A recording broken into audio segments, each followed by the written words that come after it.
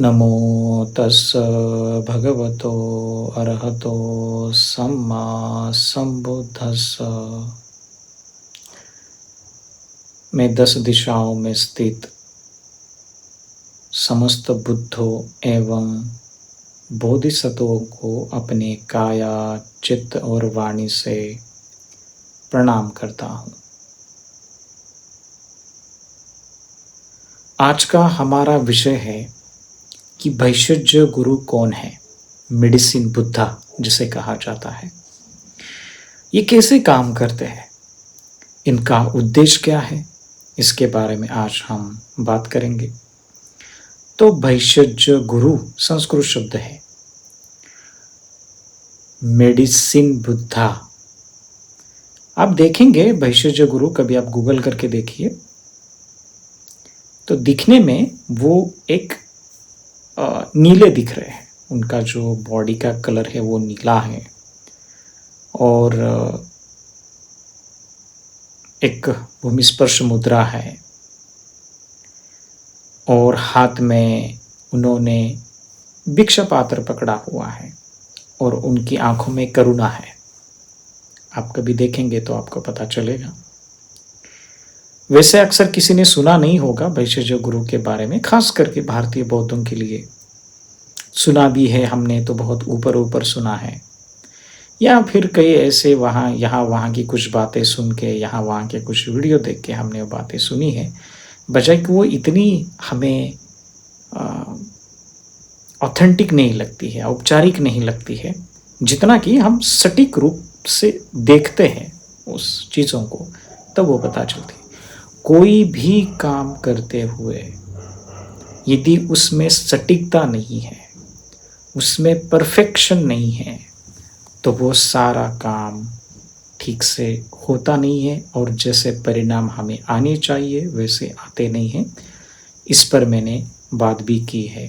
जैसे बुद्ध के सामने उनकी पूजा करना, बोधिसत्वों को फूल अर्पण करना, मंत्रा का जाप करना, ये ठीक तरीके से हुआ तब वो उसका फल आएगा। तो भैषज गुरु ये एक बोधिसत्व है। बोधिसत्व भी है, उन्होंने बुद्धत्व प्राप्त किया है और वो बुद्धा के ही फैमिली से है। फैमिली कहने का अर्थ है कि उनमें बुद्धत्व है, बुद्धत्व उन्होंने प्राप्त किया है। महायान परंपरा में जितने भी बोधिसत्व होते हैं उनका अपना एक व्यक्तिगत प्रण है और वो वैसे ही हमें मदद करते हैं। उदाहरण से समझे, व्यवहारिक उदाहरण है, जैसे कोई चीफ मिनिस्टर है तो कोई मुख्यमंत्री है तो वो पूरे राज्य का कारोबार संभालता है। यदि शिक्षा को लेकर के हमें कोई समस्या है तो हम मुख्यमंत्री के पास नहीं जाते, हम जाते हैं शिक्षा मंत्री के पास। यदि आरोग्य को लेकर के कोई समस्या है समाज में तो हम जाते हैं आरोग्य मंत्री के पास। या फिर जल को लेकर के कुछ समस्या है, पानी नहीं आ रहा है हमारे जहाँ रहते हैं निवास स्थान पे, तो हम जल मंत्री को पत्र लिखते हैं, उनसे मिलने की कोशिश करते हैं। और ये सारे कहाँ से आ रहे हैं? मुख्यमंत्री से आ रहे हैं। ये सभी मुख्यमंत्री की फैमिली से है, माने वहाँ उन्हीं शाखा जो है मेन, वो उन्हीं के शाखा से है। एक शाखा है आरोग्य मंत्री, जल मंत्री, शिक्षा मंत्री। वैसे ही बोधिसत्व जो होते हैं वो बुद्ध के ही एक शाखा होती है, उन्होंने भी बुद्धत्व प्राप्त किया होता है। या यूं कहे, ऐसे कोई बोधिसत्व होते हैं कि जिन्होंने बुद्धत्व के बहुत नज़दीक है। बुद्धत्व की भूमिया होती है, पहली, दूसरी, चौथी, पाँचवीं, छठी, सातवीं, आठवीं, 9वीं, 10वीं, 11वीं में वो बुद्धत्व प्राप्त करते हैं। तो कोई 11वीं में है, कोई 9वीं भूमि में प्रवेश किया है। प्रवेश का अर्थ है कि ध्यान की वो अवस्थाएं हैं, तो वो बोधिसत्व रहना भी पसंद करते हैं क्योंकि बुद्धत्व उनके लिए बहुत नज़दीक आ चुका होता है। तो महायान हमेशा बुद्धत्व के बारे में ही बात करता है। महायान हमेशा बात करता है बोधिसत्वों के बारे में, जो आज हम बात कर रहे हैं। तो यदि आपको कोई बीमारी से आप गुजर रहे हैं, आपके पास कोई गंभीर बीमारी है, कैंसर जैसी बीमारी है, किडनी जैसी बीमारी है, मानसिक बीमारी है, तो यह वैशज्य गुरु तिथि में उनको संगे मेनला कहा जाता है। मॉनेस्ट्री में हम उनकी बहुत पूजा करते हैं और पूजा में बहुत बड़ी मात्रा में ऑफरिंग की जाती है उनको। तो यदि उनको हम कुछ ऑफर करते हैं, उसके लाभ भी बहुत मिलते हैं। और आपने देखा होगा कि आपने कभी उनकी मूर्ति देखी होगी, कभी वो उनका चित्र देखा होगा, तो वो एक मुद्रा में बैठे हुए हैं और उनका जो नीला रंग जो है वो यही अंकित करता है कि वो समस्त सत्वों के जितनी भी बीमारियां हैं वो दूर करने के लिए पर्याप्त है, सजग है, हमेशा के लिए 24 घंटे। और उनके हाथ में आपने देखा होगा एक भिक्षा पात्र है और उस भिक्षा पात्र में खाना नहीं है, जड़ी बूटियां हैं। वो उसी का ही संकेत है कि वैशज्य गुरु जो है वो दिखते तो बुद्ध जैसे ही हैं, वाकई में वो शाक्य सम्यक संबुद्ध गौतम बुद्ध नहीं है, वो वैशज्य गुरु है। लेकिन उनके भिक्षा पात्र में हमें ये जड़ी बूटियां देखने को मिलती हैं क्योंकि वो हमेशा तत्पर होते हैं सतों का कल्याण करने के लिए। जब नालंदा विश्वविद्यालय का उत्खनन हुआ, बहुत से लोग हैं, भारतीय लोग हैं कि जिनको महायान के बारे में पता नहीं। मैं कुछ मंत्रा के बारे में बताता हूँ, उनको अंधश्रद्धा लगती है। ऐसे भी लोग हैं भारतीय जो बौद्ध हैं, वो महायान के परंपरा के बारे में काफ़ी रुचि दिखाते हैं, अभ्यास कर रहे हैं, मेडिटेशन कर रहे हैं, काफ़ी इंटरेस्ट दिखा रहे हैं अपना। और जिनको पता नहीं है वो तो केवल आलोचना ही करेंगे कि ये कहाँ से, ये तो नहीं है, ये बुद्धिज़्म में नहीं है। ऑफ कोर्स नहीं है, जो थेरवाद परंपरा हमें सिखाती है, बुद्ध ने इसका जिक्र नहीं किया है क्योंकि बुद्ध के सामने जो श्रावक गण थे उनकी वैसी ही मानसिकता थी, इसलिए बुद्ध ने उनको वैसे ही शिक्षा दी है। इसलिए तो बुद्ध को सम्यक संबुद्ध कहते हैं। जिस व्यक्ति की जैसी मानसिक दशा है उसको वैसा ही उपदेश बुद्ध ने दिया है। तो जब बोधिसत्वों की बात आती है, जब बुद्धों की बात आती है, जब बुद्ध किसी बोधिसत्व के बारे में बात करते हैं, तो सामने वाला जो श्रावक वर्ग है वो खास करके बोधिसत्वों का है, महासत्वों का है। वो बहुत ऊंची अवस्था पर पहुंचे हुए हैं। वहाँ पर कोई श्रोतापन्न अनागामी बैठा हुआ नहीं है। वहाँ पर टॉप लेवल के जिनको बुद्धत्व प्राप्त करना है, उनको अरहत्व से कोई फर्क नहीं पड़ता, उनको अरहत्व चाहिए भी नहीं है, उनको चाहिए बुद्धत्व, उनको चाहिए बोधिसत्व बनना। क्यों? सभी सत्व इतने दुख से भरे पड़े हुए हैं, मुझे उनको मदद करना है, इसलिए मुझे बुद्धत्व प्राप्त करना है, इसलिए मुझे बुद्धत्व प्राप्त करना है। तो संभार मार्ग, दर्शन मार्ग, ध्यान मार्ग और कौन से है, संभार मार्ग, दर्शन मार्ग, ध्यान मार्ग और इस प्रकार से आगे जाकर ऐशक्ष मार्ग, इस मार्गों का वो अभ्यास करके प्रथम भूमि से लेकर के 10वें भूमि तक अभ्यास करते हैं, तब जाकर के वो बुद्ध बनते हैं। तो एक ऐसी शाखा है बुद्ध ने सिखाई हुई है कि आप बुद्धत्व कैसे प्राप्त कर सकते हो। यही तो मॉनेस्ट्री में सिखाया जाता है, यही तो हम लोग पढ़ते हैं, यही तो उस पर पढ़ाई होती है। बुद्ध ने कैसे, कहाँ पर, किस सूत्र की बात की है।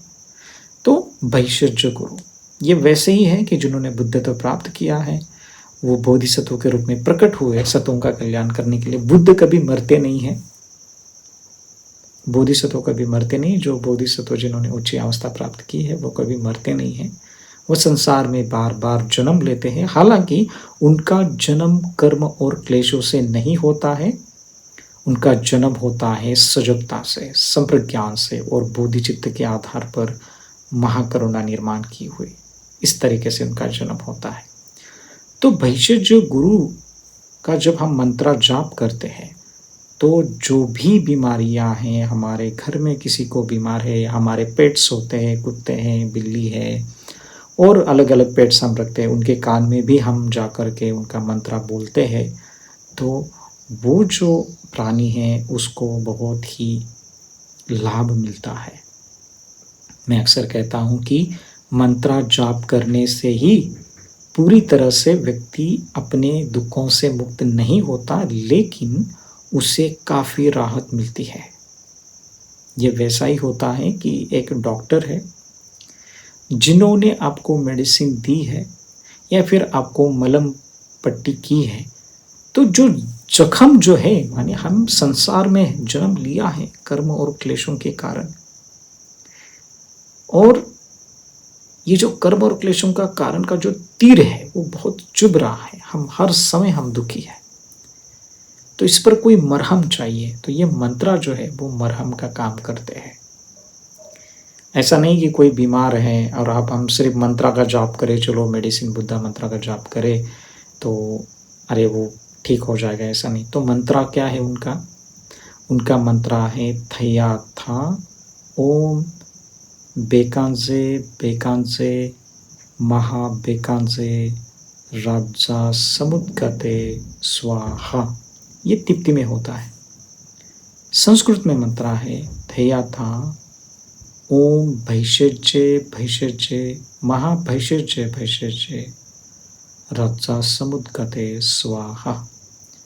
इस मंत्र के बारे में हम बात करेंगे, लेकिन यह मंत्र हम बार बार हम चैंट करते हैं 108 बार, और ऐसा जाने कि मेडिसिन बुद्धा आपके सामने है, वो आपको ब्लेसिंग दे रहे हैं। और केवल मैं जो मंत्र है, ये जो मंत्र है केवल मैं अपने स्वयं के लिए चैंट नहीं कर रहा हूँ, बल्कि संसार के जितने भी प्राणी हैं, कुत्ते हैं, बिल्ली है, चिंतन करें कि ऐसा प्राणी आपने देखा है कि जो बहुत बीमार है, जिसको कोई जड़ी बूटी नहीं है। जैसे हम स्टेशन से जाते हैं तो कितने लोग बीमार होते हैं, ऐसे कितने गरीब लोग हैं कि जिनको गंभीर बीमारियां हैं। यही तो एक बोधिसत्वों का एक मोटिवेशन होता है, एक प्रेरणा होती है कि मैं कम से कम, यदि नहीं मैं उनको जड़ी बूटी दे रहा हूँ, तो मैं मेडिसिन बुद्धा मंत्र का जाप करके मैं उन समस्त सत्वों के कल्याण के लिए मैं मंत्र जाप कर रहा हूँ। तो केवल आप आपके लिए ही नहीं वो मंत्र जाप कर रहे हैं, बाकी सभी सत्वों के कल्याण के लिए, जो लोग बीमारी से गुजर रहे हैं। और बीमारी भी क्या है? कार्य और कारण के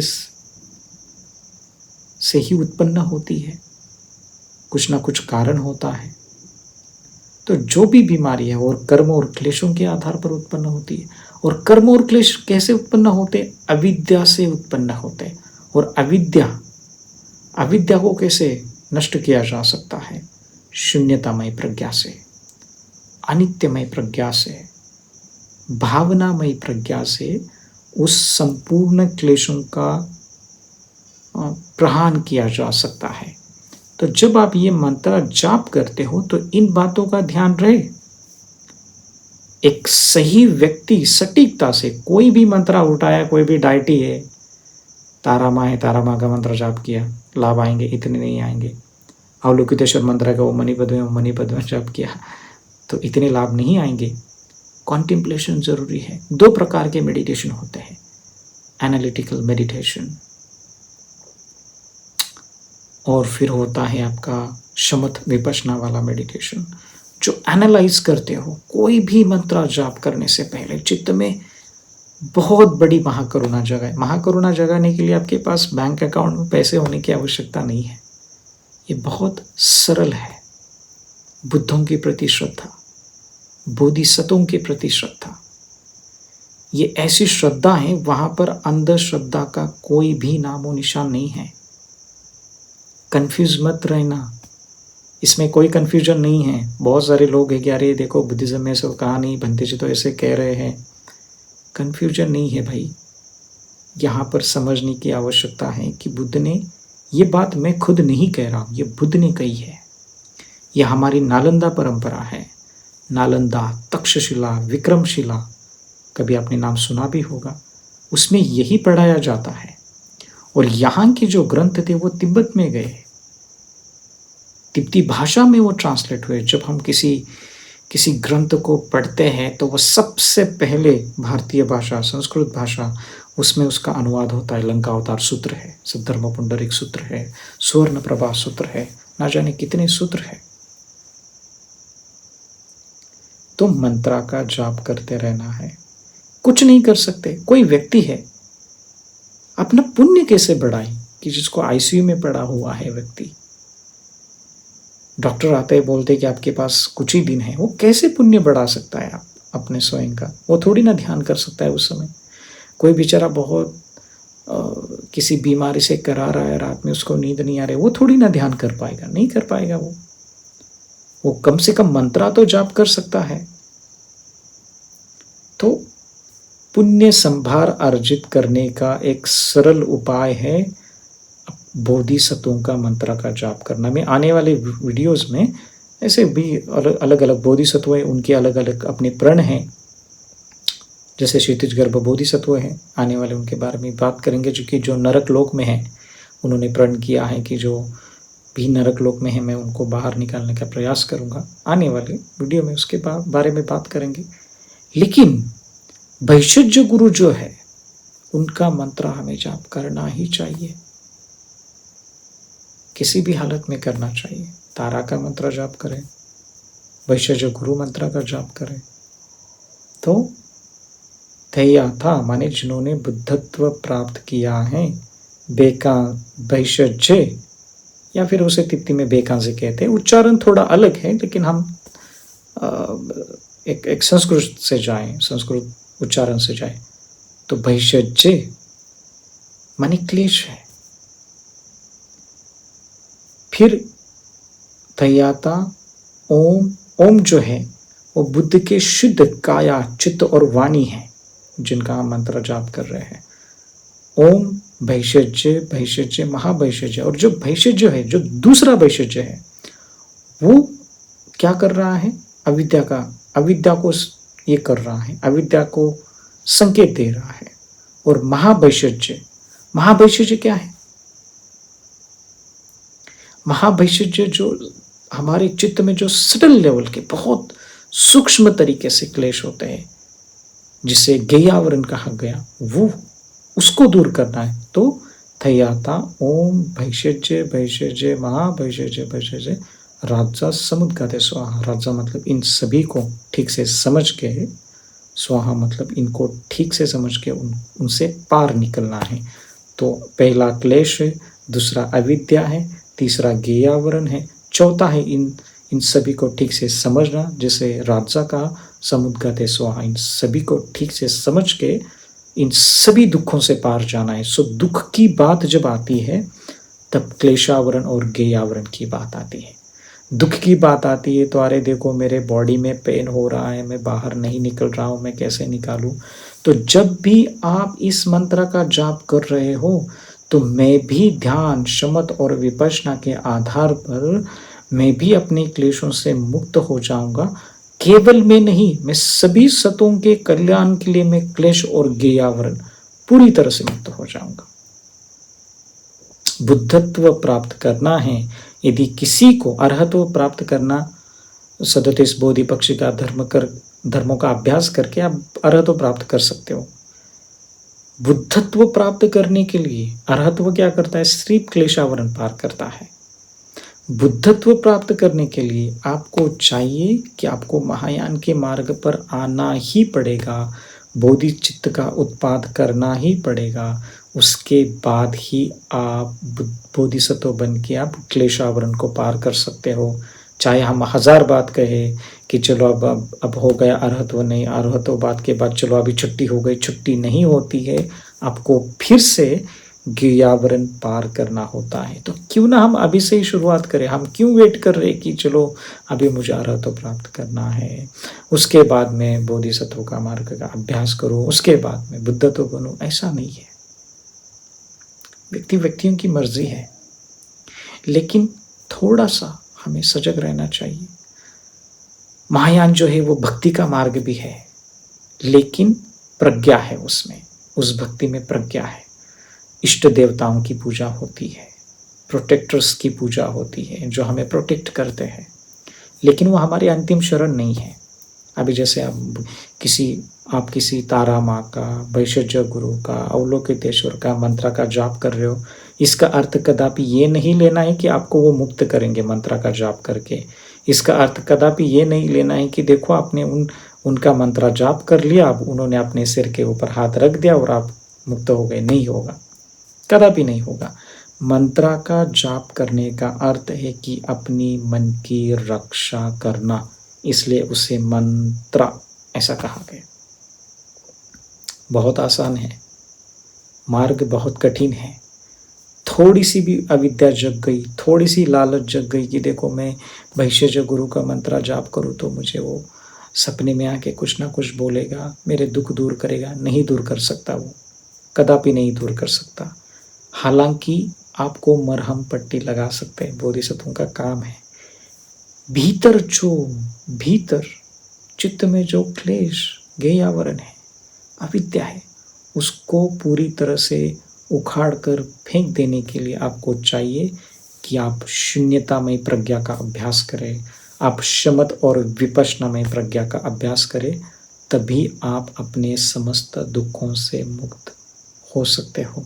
मंत्र आपको मदद करेगा, बहुत अच्छे से मदद करेगा, श्रद्धा से मदद करेगा, लेकिन उसका ठीक से हमें अर्थ समझने के बाद ही वो मंत्र का जाप करेंगे तो उसका जो पुण्य है वो बहुत बड़ा आएगा।